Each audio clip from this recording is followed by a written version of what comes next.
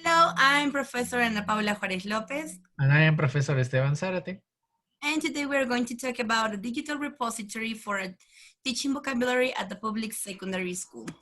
So here we need to emphasize that teaching vocabulary at a public secondary school is an issue of paramount importance. Why? Because general knowledge have revealed that students who arrive at the first year of secondary school don't have enough vocabulary either, because they don't have the chance to take English lessons during their primary school, or because they don't even have any chance to take outside of their school a course for learning English. So one of the possible solutions is to create a digital repository. So in order to explore that possibility, we think about this research question, the general one. What is the nature of first-year secondary school students' perceptions regarding vocabulary materials when using a digital repository? And in order to give an answer to this general question, these are the three sub-questions. What is the nature of secondary school students' perceptions regarding learning vocabulary?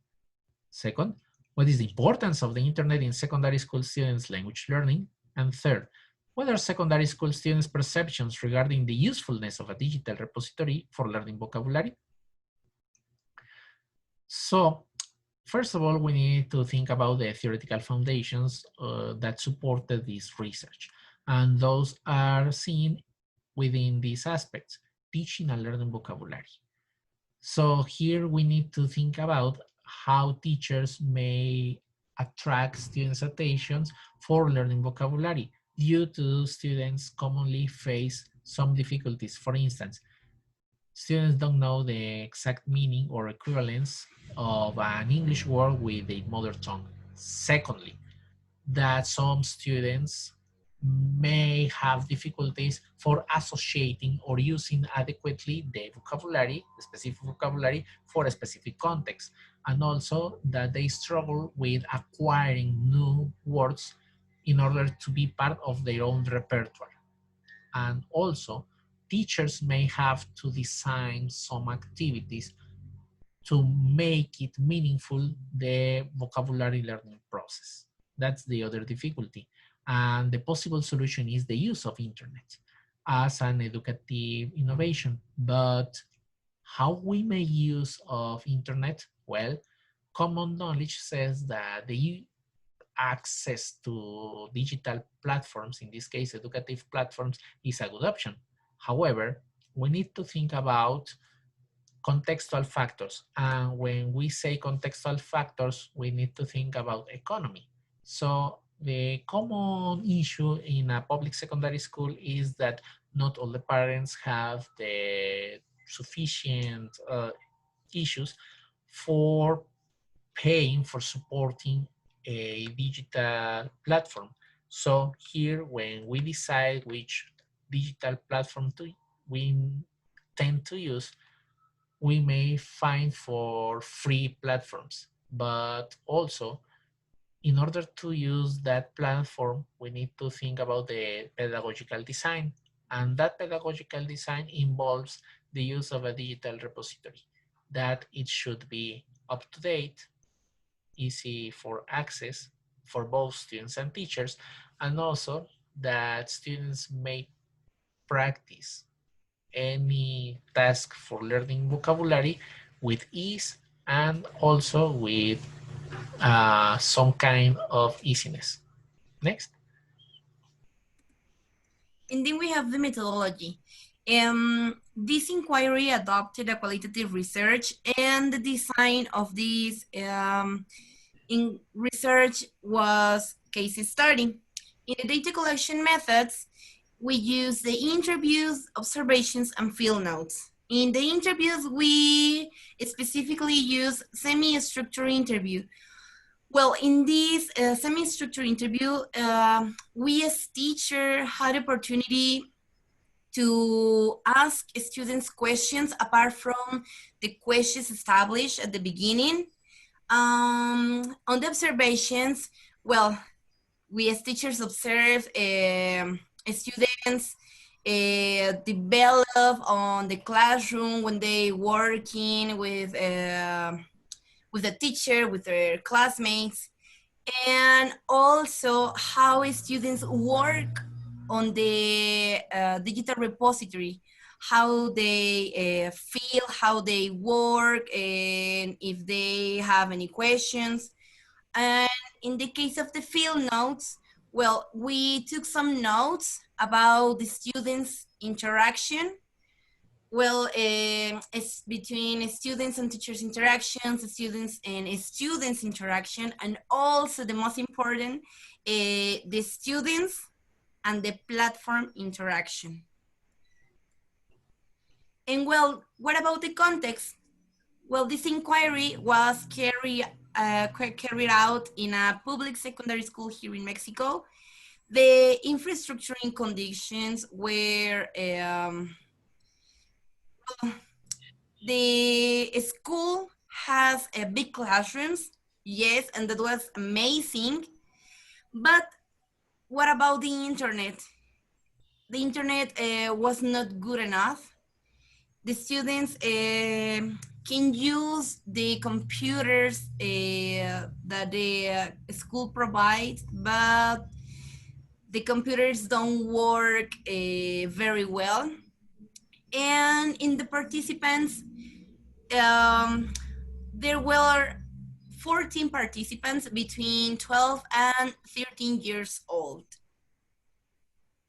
In the case of the research procedure, well, we had some steps. The first one was that we as teachers, we needed to look for different platforms and how can we work and what was the most easy and dynamic platform to use. And we decided to use Google Classroom.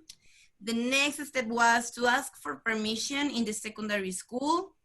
Then we have to design the material to use. So when we got all the material, obviously talking about vocabulary, we put the material into different folders so students could look for the materials, the worksheets, and in this case, the worksheets were based on the syllabus, aprendizajes clave. And then we have the English sessions. In the English sessions, we divided into 3 different parts: observation, practice, and interview. In observations, we observe all the students, all the classroom, all the interactions, and then we have the practice. In the practice was how students work on the Google Classroom platform. And if they had any question, we were there to ask or solve the problem at the moment. And finally, we had the interviews. They were choosing some volunteer students, and we asked students about how they feel during when using the platform, if they like or if they face some difficulties, or if they needed more information, and so on. Also, here we need to mention that due to the instability of internet connection, so one of the solutions as teachers we took was to project the digital platform in the classroom so that students in the physical classroom, so that students have the opportunity to interact within the Google Classroom platform inside the classroom, no? And also, we need to mention that students' real names were protected. So when we deal with findings, you are going to see different names so that we protect their real names, integrity, and all those ethical factors. Now, the data analysis was based on some aspects of grounded theory proposed by Corbin and Strauss. This data analysis consisted, first of all, on analyzing the general interviews. So we try to start generating general categories. After that, we also analyze the questionnaires and the observations so that we may generate the subcategories. That's the second step of axial coding. And finally, we analyze again the 3 data collection methods so that we try to match the information with the subcategories. And then we need the findings. The findings are coded in 3 general categories. So the first general category is secondary school students' perceptions regarding EFL learning. Second category, importance of the internet in secondary school students' language learning. And third, students' perceptions regarding the usefulness of a digital repository for learning vocabulary. So let's explore the first general category. Secondary school students' perceptions regarding EFL learning has 3 subcategories. The first subcategory, intrinsic motivation. Most of the students, some of the interviewees said that they like to learn English because of an inner insight. In this case, Pink claimed that if I could travel to other countries, I could speak English better. So it has his own desire to go abroad and speaking in English, communicating by using this language. So the second subcategory is due to extrinsic motivation. This is related with an instrumental use of English language. So for instance, check Red's claim, maybe I'm going to need the English language for my job because in the future I want to be a surgeon. So since this moment, he is visualizing the use of English as an instrument for communication. Next. This is the third subcategory. How secondary students learn vocabulary? Well, mainly the general way for learning vocabulary is through the use of the Blackboard. However, with the use of this digital repository, most of the students perceive the use of the digital repository for learning vocabulary was an easy and enjoyable manner for this purpose. For instance, Blue claim learning vocabulary is easy if you also review it on your own. Now the next one. The second category, importance of the internet in secondary school students' language learning. It has its own subcategories. This is the first subcategory for entertainment.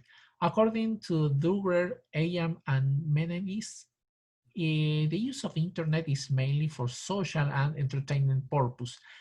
That is echoed by Brown, who claims that he uses for playing video games or for chatting with friends through social networks. Here we may say that most commonly students use internet not for an educative purpose, but for entertainment. Next. But also, in contrast, some other students claim to use internet for learning and commonly for doing their homeworks or for retrieving information they consider important for the different lessons. For instance, Pink claimed that I don't know what it's called. It's about activities in which you have to choose the words and put them in the text where they fit. So he's claiming to use a web page, an interactive web page for solving some exercises. Next. And then we have the third general category that it's called students' perceptions regarding the usefulness of a digital repository for learning vocabulary. The first category is about the students' experiences. And in this case, we got this experience of one student who talked about that he started an English course in a well-known platform that it's called Duolingo. He told us that he started the English course, but when he entered to the secondary school, he didn't finish the course. But at the same time, he started studying Italian in that platform. So that was one of the experience that a student, well, in this case, Blue, had when using a digital platform.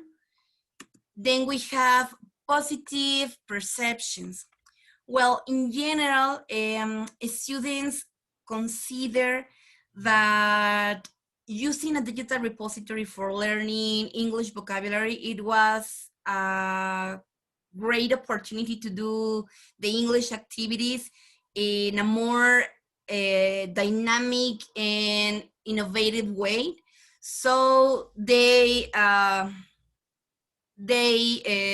thought that it was something different, this new way of working in comparison to the traditional way that it's writing on the blackboard or doing activities there.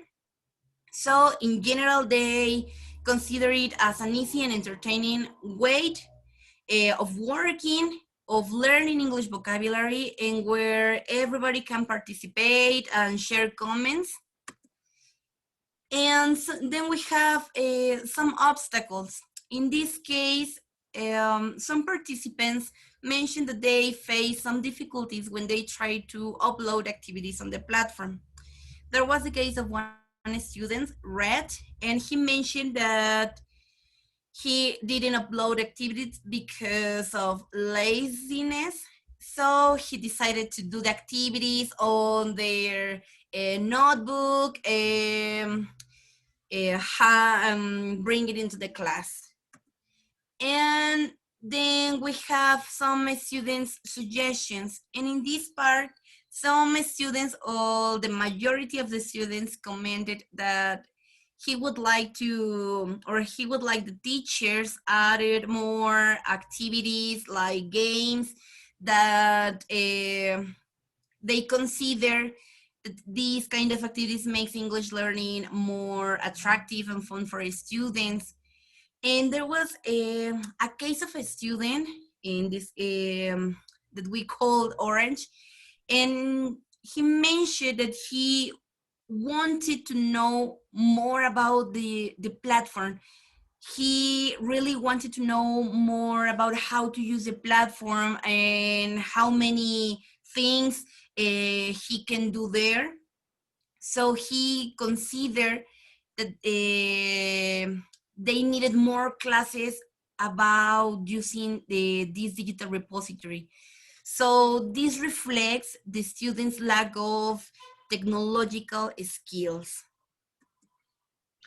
And then what we may conclude after having done this research project is that the use of a digital repository in a secondary school is a viable solution for teachers in order to teach vocabulary, but also there are some constraints to consider.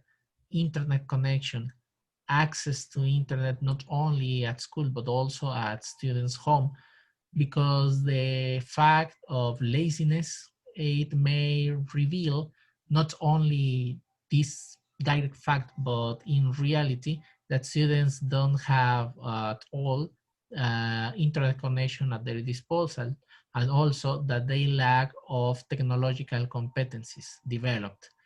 Also, teachers need to develop their technological competencies as well, so that they can manipulate easily the technological repositories.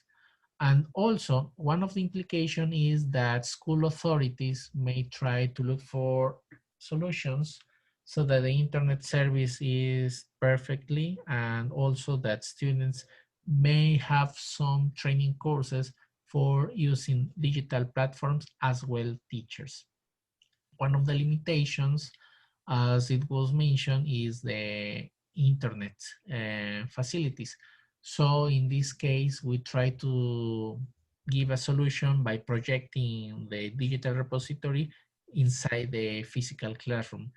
And also the other possible limitation is the number of students. So it was just with one group of the total number of groups that take English at the secondary school, at the public secondary school. However, they may be a representative of what is faced by other groups, not only at the secondary school, at the public secondary school where this research took place, but also in different regions of Mexico. So one of the suggestions for further research is to look for any other courses implementing a digital repository, for instance, at a private secondary school or any other levels, nope. And also the development of technological skills for students and for teachers. Personally talking, we reflected that the use of a digital repository is a good strategy, but we need to update it, give also games and different materials so that it can be considered attractive for students' attention, but also with a pedagogical purpose. Some of the references that we use, and finally, we thank you very much for your attention.